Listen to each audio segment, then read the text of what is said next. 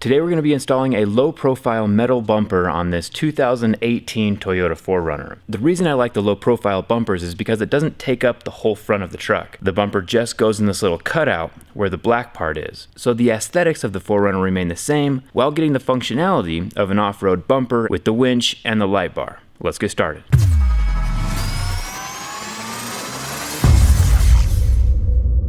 So this is the bumper from C4Fab with the extreme light bar and then a winch right here that we've already mounted in the center, and it just goes and replaces that black part right there in the center of the 4Runner. Now when this ships, it's just bare metal, but I've gone ahead and powder coated this, which is kind of the more expensive paint option, but it's super durable. If you want a cheaper option, you can always just use like bed liner. It comes in, the cans or the spray on bed liner, and that would work just fine as well. Just something that's not going to chip off like normal spray paint would. So it is currently 7:30 in the morning. We'll see how long this takes us.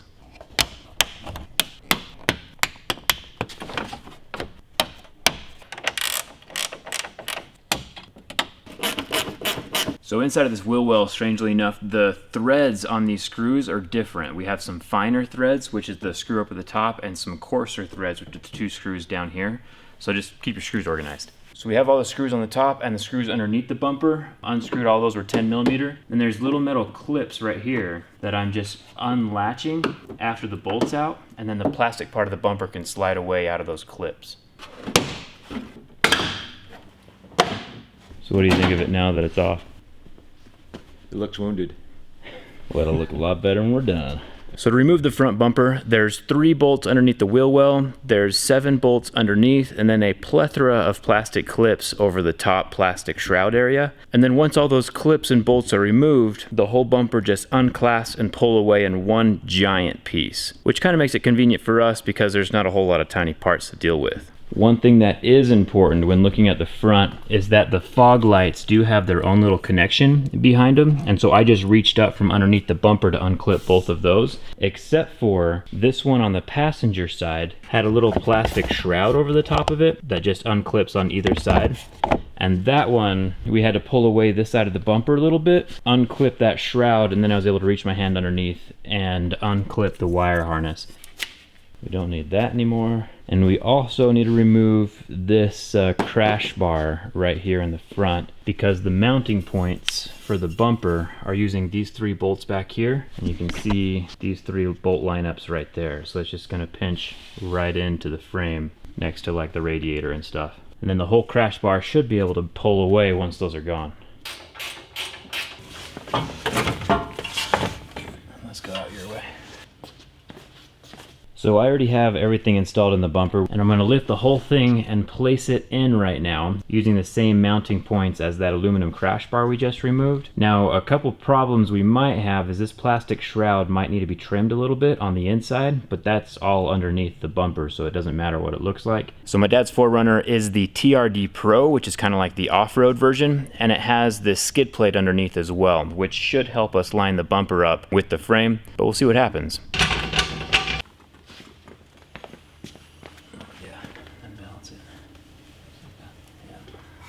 So we have the front bumper lifted up into place and tied in back here with the 3 bolts on this side, 1 bolt right here. This line right here is a Freon line. It goes up to the air conditioner, and I very gently bent it back just a tiny bit to make room for these cables on the back side of the winch. Then there's this bar right here that rests on top of the control box. You can tell it's on there, but it's not pushing too hard, so I think it's fine. The other option is you can mount the control box here in the middle of the winch, but then we still have the same issue, so I left it over there on that side. Here's the 4 bolts on this side holding it into the frame. And then as far as the electronics go, the positive and negative are coming out from this side. You can see the negative cable here and the positive cable here, and I'm just gonna zip tie them up this post, put them behind the horns, and then stick them through that hole right there. Come up, this is for the winch here, positive on the positive terminal, and then negative, or the ground, just goes into the side of the rig right here with this other ground cable. And then same thing with the light bar. This smaller wire is for the LED light bar going into the positive, and then the ground on the side.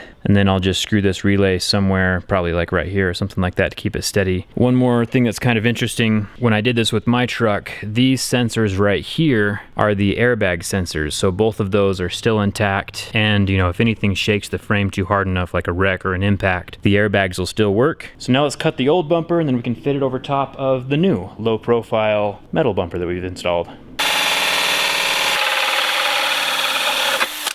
Okay, so on either side there's a plastic piece here and here.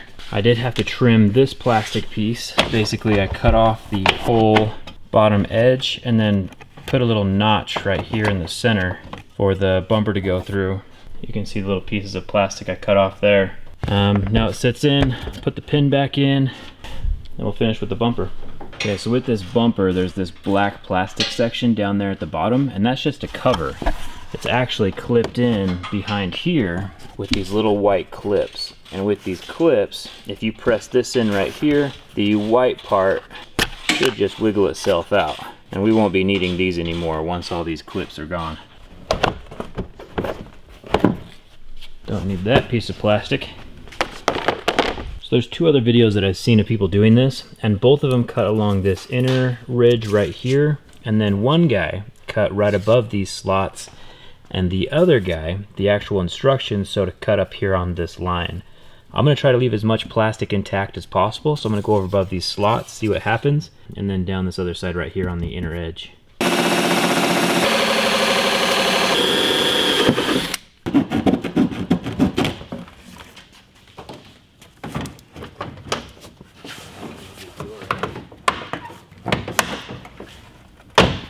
That's doable.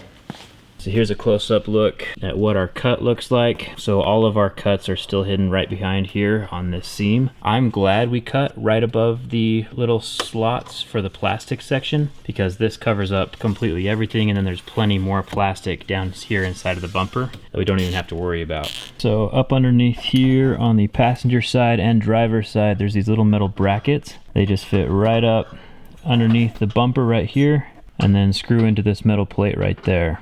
One thing that C4Fab didn't include is that, like, this opening for this hole right here is almost as big as the bolt itself. So luckily I had some spare washers that fit over it, not letting the bolt slip through the hole, but still definitely need some more washers included with the kit. This is a 19, this is a 14. So I have the L-shaped bracket right here, and then I have the straight bracket right here going from the bottom of the bumper into the plastic of the plastic bumper. And these ratcheting wrenches are a lifesaver. Pretty nice.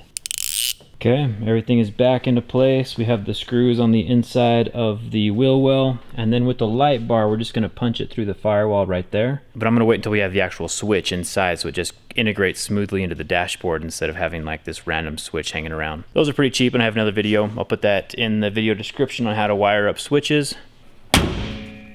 And it is finished. All in all, the whole project took us about 3.5 hours, which isn't too bad for a fully operable winch. Everything we use for this video, the bumper, the winch, the light bar, all that would be linked in the video description. The bumper is from C4Fab, and it's their low profile bumper. And the reason I like it is because the 4Runner is still looking the exact same as it was before.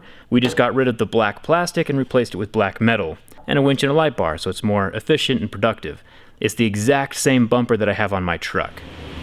And these are all the parts we did not end up using. So we have the aluminum crash bar from before, the black exterior plastic, and the white plastic we cut out. And so if you ever need to get inside of this for whatever reason, to either plug in the winch, you can just reach your hand in here and you can operate all the winch stuff on this side. Or if you want to adjust that clutch, you can get inside of here and swing it around whatever way you want. And then the TRD Pro skid plate right there is just sitting on the underside of the bumper. So the bumper's sitting on top of the skid plate.